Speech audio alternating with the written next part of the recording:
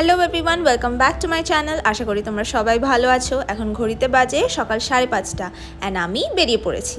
And দেখো কলকাতার ওয়েদারটা কত সুন্দর, হালকা ফগি হয়ে আছে। তোমরা নিশ্চয়ই ভাবছো যে আমি এত সকাল সকাল যাচ্ছি কোথায়। তো আমি চলে গেছিলাম শিয়ালদা স্টেশনে, বিকজ আমাদের সকাল 7:30টায় ট্রেন ছিল।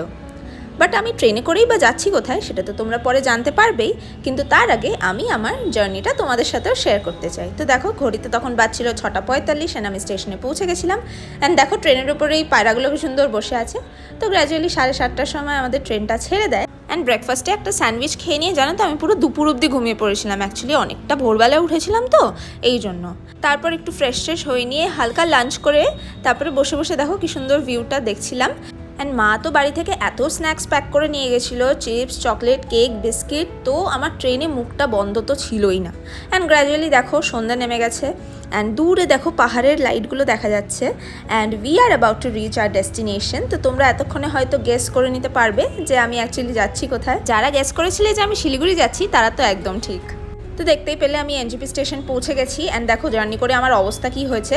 তো স্টেশন থেকে বেরিয়ে একটা টোটো নিয়ে স্ট্রেট চলে গেছিলাম বাড়ি।